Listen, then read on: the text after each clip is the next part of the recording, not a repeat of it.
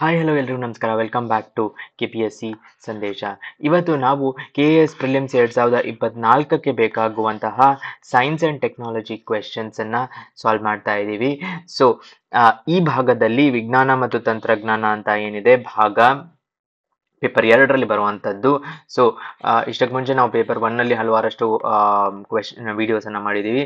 So ಇದು paper 2 ಭಾಗ. ಇದರಲ್ಲಿ ನಾವು ಪ್ರೀವಿಯಸ್ ಇಯರ್ ಕ್ವೆಶನ್ಸನ್ನು KPSC ಹಾಗೂ UPSC ಮತ್ತು ಬೇರೆ ಸ್ಟೇಟ್ ಪಬ್ಲಿಕ್ ಸರ್ವಿಸ್ ಕಮಿಷನ್ಸಿಂದ ಇನ್ಕ್ಲೂಡ್ ಮಾಡಿದ್ದೀವಿ. ಮತ್ತು ನನ್ನ ಯಾರೆಲ್ಲ 21 ವರ್ಷಕ್ಕಿಂತ ಹೆಚ್ಚಿನ ಅಭ್ಯರ್ಥಿಗಳಿದ್ದೀರೋ ಅವರು ಈ ಎಕ್ಸಾಮ್ಗೆ ಈ ಬಾರಿ ಅಪ್ಲೈ ಮಾಡಬೇಕು. ಇದೊಂದು ಸುವರ್ಣಾವಕಾಶ. ನನ್ನ ಹೆಸರು ಸಂದೀಪ್ ದೇಶಪಾಂಡೆ.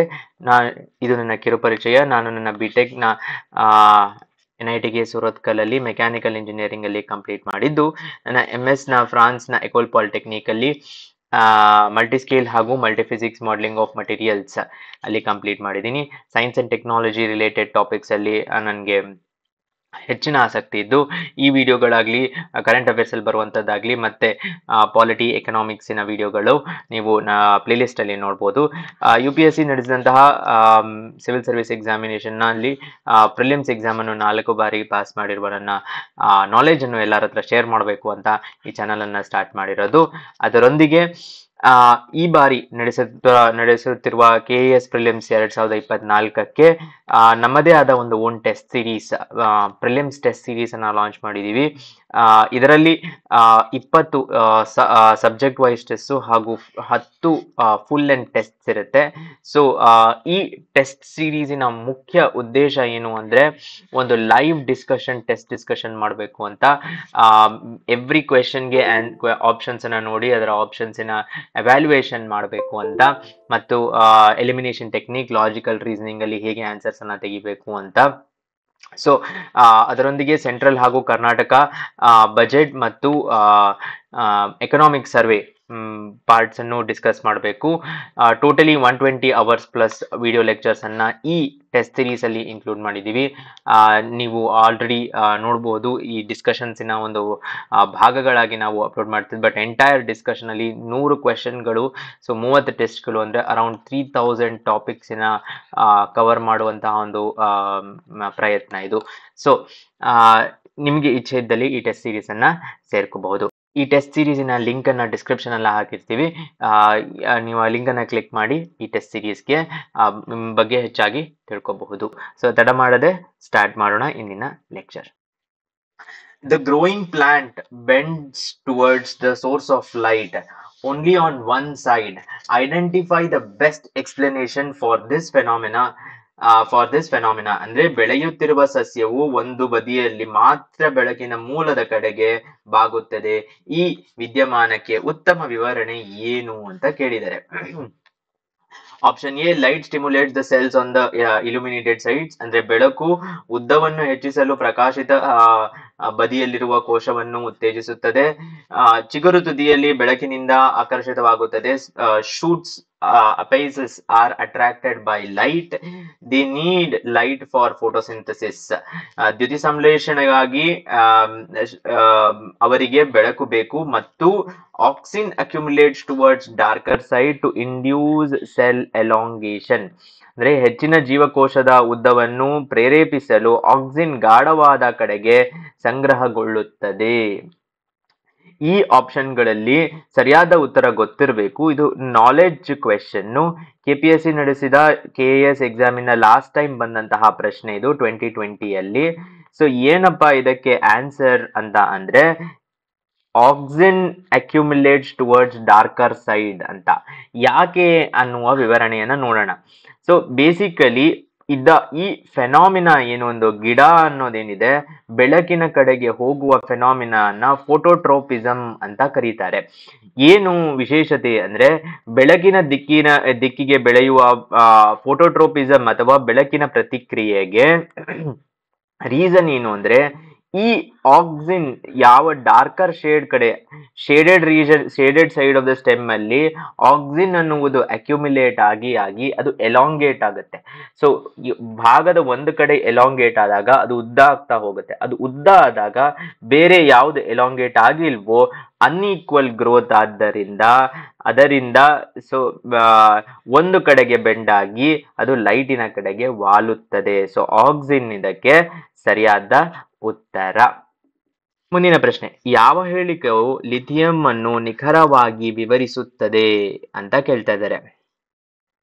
ಸೊ ಲಿಥಿಯಂ ನಿಮ್ಗೆಲ್ಲ ಗೊತ್ತಿರುತ್ತೆ, ಸೋಡಿಯಂ ಪೊಟ್ಯಾಷಿಯಂ ಆ ಒಂದು ಆಲ್ಕಲೈನ್ ಮೆಟಲ್ಸ್ ಅಲ್ಲಿ ಬರುವಂತದ್ದು. ಲಿಥಿಯಂ ದಟ್ಟವಾದ ಕೆಂಪು ಕಂದು ಲೋಹವಾಗಿದ್ದು ಪ್ರಕೃತಿಯಲ್ಲಿ ಅದರ ಶುದ್ಧ ರೂಪದಲ್ಲಿ ಸಾಮಾನ್ಯವಾಗಿ ಕಂಡು ಬರುತ್ತದೆ. ಸೋಡಿಯಂ ಕೂಡ ಬಿಕಾಸ್ ಆಫ್ ಹೈ ರಿಯಾಕ್ಟಿವಿಟಿ ಅದು ಸಿಂಗುಲರ್ ಆಗಿ ಪ್ಯೂರ್ ಫಾರ್ಮ್ ಅಲ್ಲಿ ಸಿಗೋದಿಲ್ಲ. So option A is wrong. Right. Next option ಬಂದ್ಬಿಟ್ಟು lithium is known as white gold due to its high density and resistance to corrosion.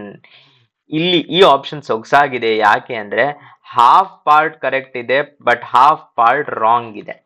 Correct ಇರುವ part ಏನು ಅಂದ್ರೆ as it is called white gold, ಆದ್ರೆ high density and resistance to corrosion ಅಲ್ಲ.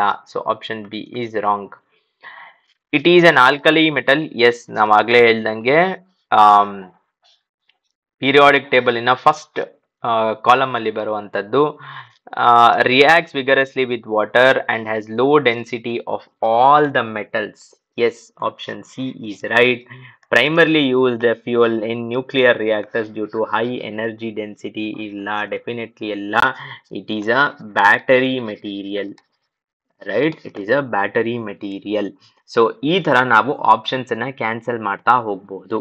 So option C ನಾನು ಇಲ್ಲಿ ತೋರಿಸ್ಬೇಕು. ನೀವು lithium ಅನ್ನ ಇದ್ರ ಒಳಗಡೆ ಹಾಕಿದ ತಕ್ಷಣ ವಿಗರಸ್ ಆಗಿ ರಿಯಾಕ್ಟ್ ಮಾಡಿ ಒಂದು ಸ್ಪರ್ಟ್ ಆಗತ್ತೆ. ಅಂಡ್ ವೈಟ್ ಗೋಲ್ಡ್ ಅಂತ ಕರೀತಾರೆ, ಕರೆಕ್ಟು. ಬಟ್ ಯಾಕೆ ಅಂದ್ರೆ lowest density and soft silvery white ಇರುತ್ತೆ, ಆದ್ದರಿಂದ ಅದನ್ನ ವೈಟ್ ಗೋಲ್ಡ್ ಅಂತ ಕರೀತಾರೆ. ವಾಟರ್ ಜೊತೆ ರಿಯಾಕ್ಟ್ ಮಾಡುತ್ತೆ. Strengthen lightens alloy use to strengthen aluminium ಹಾಗೂ ಮೆಗ್ನೀಷಿಯಂ, ಇವೆರಡನ್ನು ಸ್ಟ್ರೆಂಥನ್ ಮಾಡುವಂತಹ ಒಂದು ಮಟೀರಿಯಲ್. ಸೊ ಮುಂದಿನ ಪ್ರಶ್ನೆ, how does the unique structure of graphene contribute to its exceptional properties? ಗ್ರಾಫೀನಿನ ಯಾವ ಯುನೀಕ್ ಸ್ಟ್ರಕ್ಚರು, ರಚನೆಯು ಅದರ ಅಸಾಧಾರಣ ಗುಣಲಕ್ಷಣಗಳಿಗೆ ಹೇಗೆ ಕೊಡುಗೆ ನೀಡುತ್ತದೆ ಅಂತ. ಕ್ಯೂಬಿಕ್ ಲ್ಯಾಟಿಸ್ ಅರೇಂಜ್ಮೆಂಟು, ಅದು ಕ್ಯೂಬಿಕ್ ಲ್ಯಾಟಿಸಾ, ಅದು ಹೆಕ್ಸಾಗೋನಲ್ ಲ್ಯಾಟಿಸಾ, ಅದು ಇರ್ರೆಗ್ಯುಲರ್ ಲ್ಯಾಟಿಸಾ, ಅಥವಾ ಅದು ಲೇಯರ್ಡ್ ಲ್ಯಾಟಿಸ್ ಅರೇಂಜ್ಮೆಂಟಾ ಅಂತ. ಒಂದು ವಿಷಯ ಹೇಳಬೇಕು, ಈ second part of the statements ನ ಓದೋ ಮುಂಚೆ ಗ್ರಾಫೀನ್ ಹೇಗೆ ಅರೇಂಜ್ ಆಗಿದೆ ಅಂತ ಗೊತ್ತಾಗ್ಬಿಟ್ರೆ ಎಲ್ಲ ಆಪ್ಷನ್ಸ್ ಅಲ್ಲಿ ಬಹಳಷ್ಟು ಆಪ್ಷನ್ಸ್ ಕ್ಯಾನ್ಸಲ್ ಮಾಡ್ಬೋದು. ಗ್ರಾಫೀನ್ ಹೇಗೆ ಅರೇಂಜ್ ಆಗಿದೆ ಅಂತ ಅಂದ್ರೆ ಹೆಕ್ಸಾಗೋನಲ್ ಆಗಿ ಅರೇಂಜ್ ಆಗಿದೆ. So it is arranged hexagonally and layers ಅಲ್ಲಿ ಅರೇಂಜ್ ಆಗಿದ್ರು ಅದು provide mechanical strength and flexibility. ಯಾವ ಮಟ್ಟಕ್ಕೆ ಅಂದ್ರೆ ಒಂದು ಬುಲೆಟ್ ಪಾಸ್ ಆಗದೆ ಇರುವಷ್ಟು ಒಂದು ಮೆಕ್ಯಾನಿಕಲ್ ಸ್ಟ್ರೆಂತ್ ಪ್ರೊವೈಡ್ ಮಾಡುತ್ತೆ ಗ್ರಾಫೀನ್. ಸೊ ಹೆಕ್ಸಾಗೋನಲ್ ಲ್ಯಾಟಿಸ್ ಇಂದ ಬಟ್ ಲೇಯರ್ಡ್ ಲ್ಯಾಟಿಸ್ ಅರೇಂಜ್ಮೆಂಟ್ ಇದ್ರು ಕೆಮಿಕಲ್ ರಿಯಾಕ್ಟಿವಿಟಿ ಕಡಿಮೆ ಗ್ರಾಫೀನ್ದು. Option D is wrong. ಮುಂದಿನ ಪ್ರಶ್ನೆ, ಯಾವ ಸಂಸ್ಥೆಯು ಇತ್ತೀಚೆಗೆ first ಮಲ್ಟಿಸೆಂಟ್ರಿಕ್ point prevalence survey of antibiotic use ಮಾಡಿದೆ ಅಂತ ಕೇಳ್ತಾ ಇದೆ. ಈ ನಡುವೆ ಆಂಟಿಬಯೋಟಿಕ್ ಯೂಸಿನ ಒಂದು ಸರ್ವೆಗಳು ಯಾಕೆ ಜಾಸ್ತಿ ಆಗಿದೆ ಅಂದ್ರೆ ಆಂಟಿ ಮೈಕ್ರೋಬಿಯಲ್ ರೆಸಿಸ್ಟೆನ್ಸ್ ಹಾಗೂ ಬೇರೆ ಬೇರೆ ಒಂದು ರೋಗ ಲಕ್ಷಣಗಳು ಜನರಲ್ಲಿ ಜಾಸ್ತಿ ಆಗ್ತಾ ಇರೋದ್ರಿಂದ. ಸೊ ವರ್ಲ್ಡ್ ಹೆಲ್ತ್ ಆರ್ಗನೈಸೇಷನ್, ರೋಗ ನಿಯಂತ್ರಣಕ್ಕಾಗಿ ರಾಷ್ಟ್ರೀಯ ಕೇಂದ್ರ, ಆರೋಗ್ಯ ಮತ್ತು ಕುಟುಂಬ ಕಲ್ಯಾಣ ಸಚಿವಾಲಯ, ರೋಗ ನಿಯಂತ್ರಣ ಮತ್ತು ತಡೆಗಟ್ಟುವಿಕೆ ಕೇಂದ್ರಗಳು ಅನ್ನೋ ಆಪ್ಷನ್ಸ್ ಕೊಟ್ಟಿದ್ದಾರೆ. ಇಲ್ಲಿ ನೋಡ್ಬೇಕು ನೀವು, ಈ ತರದ ಸರ್ವೆಗಳು ಫಸ್ಟ್ ಮಲ್ಟಿಸೆಂಟ್ರಿಕ್ ಸರ್ವೆ ಅಂತ ನೋಡಿದ ತಕ್ಷಣ ವರ್ಲ್ಡ್ ಹೆಲ್ತ್ ಆರ್ಗನೈಸೇಷನ್ ಟಿಕ್ ಮಾಡೋದಲ್ಲ. ಯಾಕೆ ಅಂದ್ರೆ it is not an international level survey, it is a national level survey conducted within India, and the right answer is option B, National Center for Disease Control. So ಎಲ್ಲಿ ಬರುತ್ತೆ ಇದು national centre for disease control ಅಂತ ಅಂದರೆ new ಡೆಲ್ಲಿಯಲ್ಲಿ, and minister responsible ministry of health and family welfare. And 1909 ಇದನ್ನ it is a pre independent body. ಬಹಳಷ್ಟು ಕೆಲವಷ್ಟು ಬಾಡೀಸ್ಗಳು ವೆನ್ ಬ್ರಿಟಿಷ್ ರಾಜ್ಯದಲ್ಲೇ ಎಸ್ಟಾಬ್ಲಿಷ್ ಆಗಿ, ಬಟ್ ಅದರ ಯೂಸಸ್ ಇರೋದ್ರಿಂದ ಅದನ್ನ ಹಾಗೆ ಕಂಟಿನ್ಯೂ ಮಾಡಿದ್ದಾರೆ. ಸೊ ಇದು NCDC. ಮುಂದಿನ ಪ್ರಶ್ನೆ, ಯಾವ ಪದವು ಇಂಡಕ್ಷನ್ ಚಾರ್ಜ್ಗೆ ಸಮಾನಾರ್ಥಕವಾಗಿದೆ ಮತ್ತು ಭೌತಿಕ ಸಂಪರ್ಕವಿಲ್ಲದೆ ಎರಡು ಸುರುಳಿಗಳ ನಡುವೆ ಶಕ್ತಿಯ ವರ್ಗಾವಣೆಯನ್ನು ಒಳಗೊಂಡಿರುತ್ತದೆ ಅಂತ ಕೇಳ್ತಾ ಇದ್ದಾರೆ. ಡೈರೆಕ್ಟ್ ಕರೆಂಟ್ ಅಂದ್ರೆ induction charging involves the transfer of technology between two coils without physical connection. ಯಾವುದು ಎರಡು ಅನ್ನೋದು ಪ್ರಶ್ನೆ. Direct current charging, wireless charging, nuclear fusion charging, thermal conductor charging. So ಈ ಆಪ್ಷನ್ಸ್ ಅಲ್ಲಿ ಆಪ್ಷನ್ ಸಿ ಯನ್ನ ಎಲಿಮಿನೇಟ್ ಮಾಡಬಹುದು, because ಆ ಥರದ charging, nuclear fusion charging regular ಆಗಿ ಯೂಸ್ ಮಾಡುವ ಒಂದು ಇದರಲ್ಲಿ ಇಲ್ಲ. Involves the transfer of energy between two coils without physical connection. ಇಲ್ಲೇ ಇದೆ, ಎರಡು ಕಾಯಿಲ್ ಮಧ್ಯೆ ಫಿಸಿಕಲ್ ಕನೆಕ್ಷನ್ ಇಲ್ಲದೆ ಒಂದು ಎನರ್ಜಿ ಟ್ರಾನ್ಸ್ಫರ್ ಆಗುತ್ತೆ ಅಂದ್ರೆ ಅದೇನಿರಬೇಕು? Wireless charging. Option B is right. So wireless charging is now the most important thing to charge devices without needing cables, two coils using electromagnetic fields. ಎರಡು ತರದ charging, capacitive ಹಾಗೂ inductive. ಇದರಲ್ಲಿ inductive more common. It operates like a transformer based on laws of induction ಲಾಸಿನ ಮೇಲೆ work ಆಗುವಂತಹ ಒಂದು mechanism ಅದು induction charging ಅನ್ನೋದು. ಸೊ ಈ ಚಾರ್ಜಿಂಗ್ ಏನಿದೆ ಫುಲ್ ಫ್ಲೆಜ್ಡ್ ಆಗಿ ಟೆಸ್ಟಿಂಗ್ ಆಗಿ it is already in practice.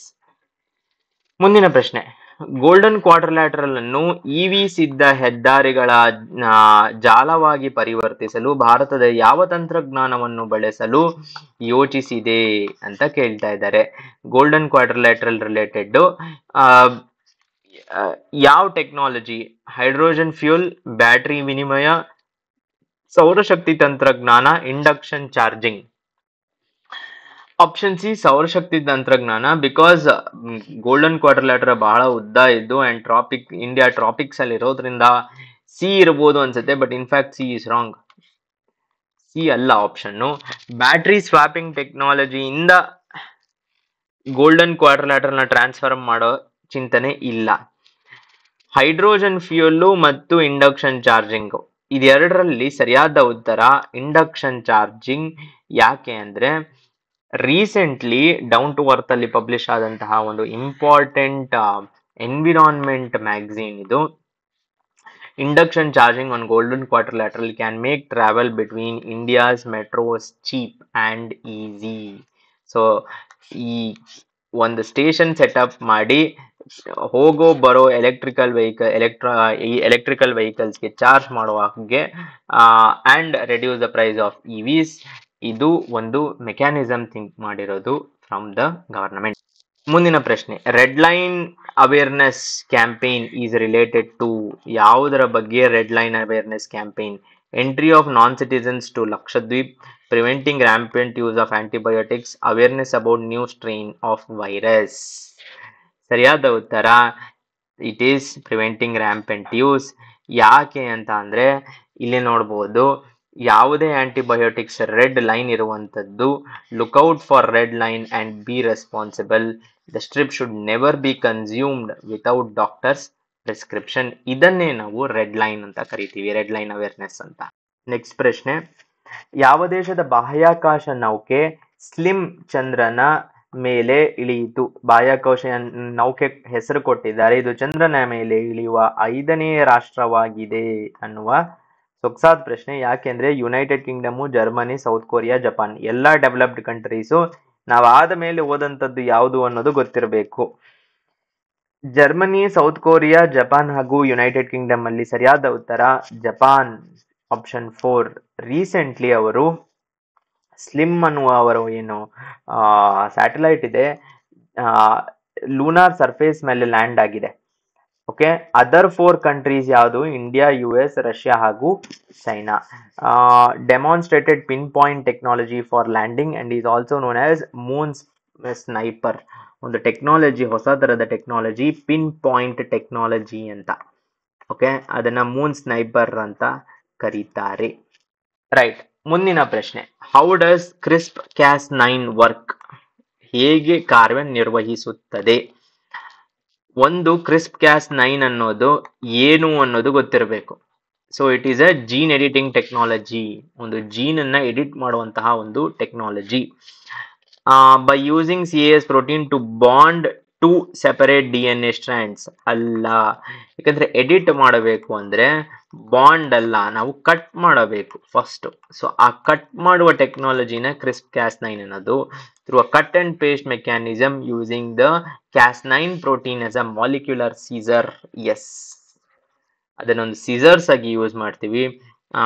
Ability to replicate more rapidly leading to quicker cell division. ಅಲ್ಲ, ಆಪ್ಷನ್ ಡಿ ಕೂಡ ಅಲ್ಲ. It is like this. Cas9 molecule ಇದೆ, ಅದರ ಥ್ರೂ ಕಟ್ ಮಾಡಿ then they will whatever ಏನ್ ಬೇಕೋ ಅದನ್ನ ಆಡ್ ಮಾಡಿ ಕಾಂಪ್ಲೆಕ್ಸ್ ಆಡ್ ಮಾಡ್ತಾರೆ. Complex molecule DNA with a genome has immense potential for application. Okay, ಮುಂದಿನ ಪ್ರಶ್ನೆ, ಕಿಲೋನೋವಾ ಎಕ್ಸ್ಪ್ಲೋಷನ್ ಪ್ರೈಮರ್ಲಿ ಕಾಸ್ಡ್ ಬೈ. ಯಾವುದರಿಂದ ಕಿಲೋನೋವಾ ಎಕ್ಸ್ಪ್ಲೋಷನ್ ಕಾಸ್ ಆಗತ್ತೆ? A. Collision and merger of 2 black holes. B. Fusion of 2 white dwarfs. C. Impact between neutron star and planet. D. Collision and merger of 2 neutron star or neutron star and a stellar black hole. This is a question on current affairs. ಯಾಕೆ ಅಂತ ಹೇಳಿದ್ರೆ, ಇದು in fact ಒಂದು neutron star, 2 neutron star ಅಥವಾ ಒಂದು neutron star ಮತ್ತೆ black hole ಅನ್ನು collide ಮಾಡಿದಾಗ ಆಗುವಂತಹ ಒಂದು ಅದ್ಭುತವಾದ ಎಕ್ಸ್ಪ್ಲೋಷನ್ಗೆ ಕಿಲೋನೋವಾ ಎಕ್ಸ್ಪ್ಲೋಷನ್ ಅಂತ ಕರಿತೀವಿ. ಸೊ ಈ ತರದ್ದು 2 ನ್ಯೂಟ್ರಾನ್ ಸ್ಟಾರ್ ಕೊಲೈಡ್ ಆದಾಗ ಇಲ್ಲಿ ಏನು ಎಕ್ಸ್ಪ್ಲೋಷನ್ ಆಗಿದೆಯೋ, powerful burst of energy, and it is 1 neutron stars ಸನ್ನಿಗಿಂತ 1.44 ಟೈಮ್ಸ್ ಹೆವಿಯರ್ ಆಗಿ ಲಾರ್ಜರ್ ಆಗಿರುತ್ತೆ. ಮತ್ತೆ ಆ ಎಕ್ಸ್ಪ್ಲೋಷನ್ಗೆ ಕಿಲೋನೋವಾ ಅಂತ ಕರಿತೀವಿ. ಸೊ ಇದರೊಂದಿಗೆ ಸೈನ್ಸ್ ಅಂಡ್ ಟೆಕ್ನಾಲಜಿಯ ಈ ಭಾಗವನ್ನ ಕಂಪ್ಲೀಟ್ ಮಾಡಿದೀವಿ. ಸೊ ವಿಜ್ಞಾನ ಮತ್ತು ತಂತ್ರಜ್ಞಾನದ ಈ ಭಾಗವನ್ನ ಕಂಪ್ಲೀಟ್ ಮಾಡಿದೀವಿ. ಮುಂದಿನ ಲೆಕ್ಚರ್ ಒಂದಿಗೆ ಮತ್ತೆ ಸಿಗೋಣ. ನಿಮ್ಮ ಸಪೋರ್ಟ್ ಹೀಗೆ ಇರಲಿ. ಧನ್ಯವಾದಗಳು.